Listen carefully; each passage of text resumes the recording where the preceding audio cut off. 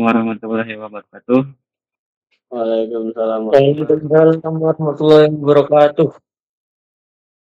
Kami dari kelompok 3 ingin mempresentasikan hasil diskusi kami mengenai tugas pertemuan 10 tentang uji normalitas data dengan uji relevan. Untuk soal itu, ada 30 data, jumlah keseluruhannya ada 30 data. Kita disuruh nyari dengan soal ujilah apakah data di atas berdistribusi normal atau tidak. Untuk jawabannya, langkah penyelesaian dengan cara pertama, tarif signifikan atau A-nya kita menggunakan 5%. Terus cara kedua, hipotesis yang diuji. H0-nya itu data berdistribusi normal dan H1 data tidak berdistribusi normal. Bisa di bawah hit.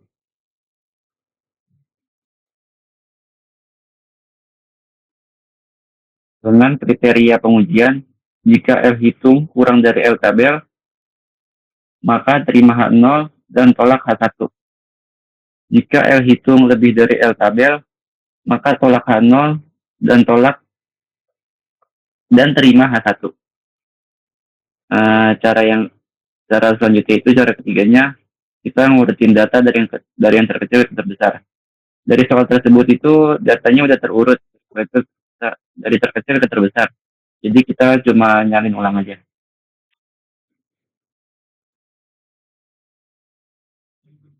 Yang ke selanjutnya itu keempat, buat tabel uji deskriptif. Untuk nomornya itu 1 sampai 14 karena data terkecil ke terbesar itu ada 11 data. Untuk YI-nya kita nulis data terkecil ke terbesar 115, 117 dan seterusnya sampai ke 140.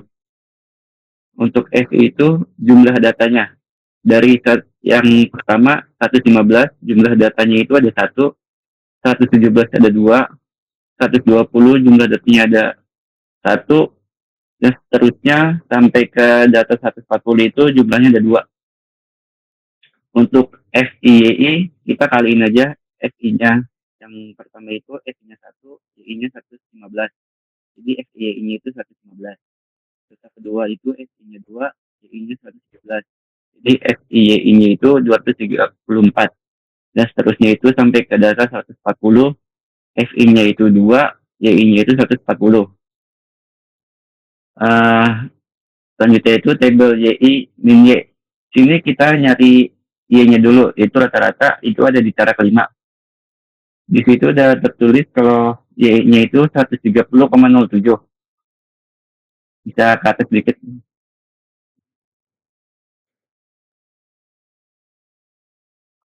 Di YI min Y, Y-nya data pertama itu Y-nya itu 115 dikurang Y-nya itu yang udah diketahui 130,07. Hasilnya itu min 15,07. Data kedua itu 117 dikurang Y-nya itu 130 min 30,07. Hasilnya itu min 13,07 sampai seterusnya ke data 140. Y-nya 140 dikurang Y-nya itu 130,07. Ketemu itu 9,93. Selanjutnya itu YI min Y pangkat 2. Dari YI min Y kita pangkatin 2. Data pertama itu ketemu di 227,10.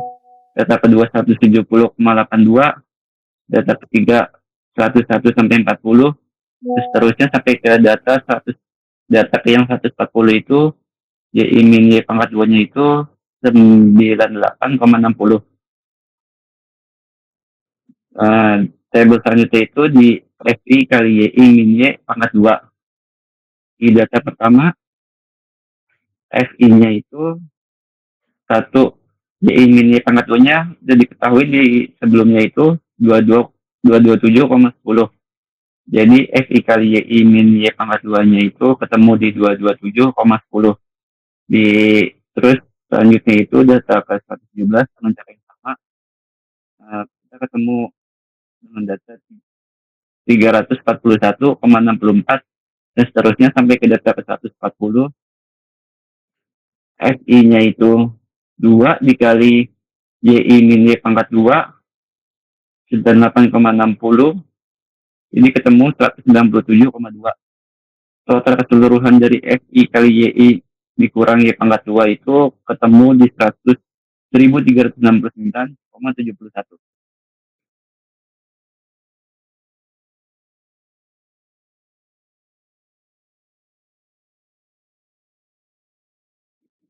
Selanjutnya, Jiren bisa jelasin. Untuk yang kelima, langkah yang kelima yaitu menentukan nilai MEN atau Y. Y itu sama dengan sigma dari FI, YI, FI kali YI dibagi FI. Yaitu nilainya seperti yang sudah kita ketahui, dari FI itu FI dari sigma FI dikali YI 3.902. Untuk dari sigma FI itu 30. Jadi misalkan dibagi 3.902 dibagi 30. Nah, ketemu nilai rata-rata yaitu 130,7 atau bisa digenapkan menjadi 130,6. Maaf, terbalik. 130,07 jika digenapkan. Yang keenam yaitu hitung nilai simpangan baku atau S. S di sini akar dari rumusnya akar dari sigma FI dikali YI kurang Y pangkat 2 dibagi N kurang 1. Nah, nilai N di sini yaitu jumlah dari frekuensi data tersebut. Nah, jumlahnya di sini ada 30. Jika dikurangin 1, maka hasilnya ada 29. Nah, dari sigma FI kali YI kurang Y pangkat 2 sudah kita ketahui tadi hasilnya ada di 1369,71. Nah, jika dibagi maka sama dengan akar dari 1369,71 dibagi 29, yaitu ketemu nilai simpangan baku atau S-nya itu sama dengan 6,87. Oke, bisa dikebawain di slide berikutnya. Selanjutnya kita akan bahas ZI. ZI di sini mempunyai rumus ZI sama dengan YI dikurangi Y aksen per S. S ini adalah simpangan baku yang tadi di atas sebelum ZI dihitung ya. Jadi YI dikurangi Y aksen tersebut itu yang di kolom pertama ada min 15,07. Itu dibagi dengan simpangan bakunya 6,87 jadi min 2,19. Dan begitu juga seterusnya min 13,07 dibagi 6,87 jadinya minus 1,90. Terus habis itu yang di kolom ketiga minus 10 di minus 10,07 dikurangin dibagi 6,87 jadi hasilnya minus 1,47 dan seterusnya. Kalau nyari Z tabelnya itu kita lihat di kolom, misalkan kayak contoh di kolom 2 kan itu 1,90. Jadi di sebelah kirinya kita cari 1, terus yang di horizontalnya kita cari yang 0,90, itu ketemu di 0,4713. Terus yang di kolom ketiga juga sama, itu di kolom 1 juga kita cari, terus habis itu di sampingnya 0,047 berapa, ke bawahnya jadi 0,4292. Dan begitu juga seterusnya. Oke, lanjut. Lanjut yang ke C, yaitu hitung peluang dari masing-masing nilai Z menjadi FZI. Yang pertama tuh jika nilai Z-nya negatif, berarti 0,5 dikurang nilai Z table. Terus jika nilai nilai Z-nya positif, berarti itu 0,5 ditambah nilai Z tabelnya. Contohnya tuh yang ini, nomor 1. Itu kan nilai Z tabelnya 0,4857.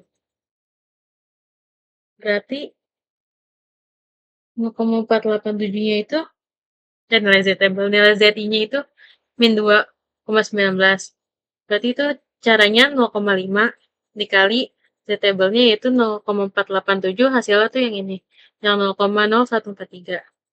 Terus contoh lainnya yang positif tuh di 0,14 yaitu tabel ke-8. Itu dikali Z tabelnya 0,0557. Hasilnya jadi 0,557 juga.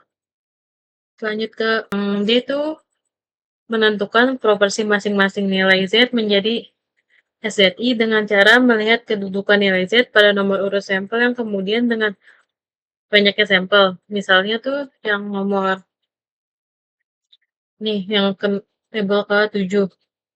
Itu kan frekuensi kumulatifnya, cara mencari SZI itu frekuensi kumulatif dibagi yang ini jumlah seluruh frekuensinya yaitu kayak 18 dibagi 30, hasilnya tuh yang ini 0,6. Lanjut ke nomor E. Yang E, menghitung selisih mutlak antara SZI dan SZI, yaitu just scroll ke atas tabelnya.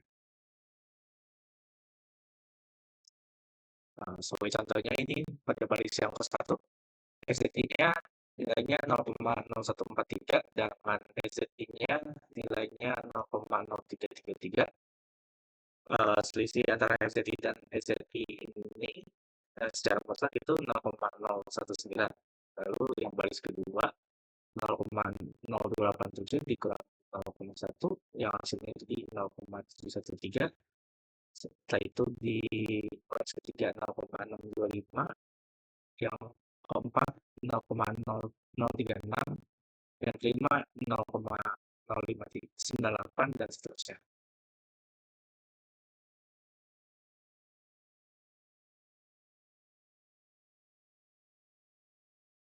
Nah, untuk langkah ke-8, setelah hasil perhitungan dari uji release force ini, kita menemukan L0-nya yaitu dengan 0,104 dengan nilai L table-nya sama dengan 5% dan N-nya sama dengan 30, yang membuat L table-nya sama dengan 0,161. Jadi kesimpulannya, karena L0-nya kurang dari nilai L table, maka HO ditolak, yang artinya data tidak berdistribusi normal. Sekiranya itu dari kelompok kami. Lebihnya mohon maaf. Sekian, terima kasih.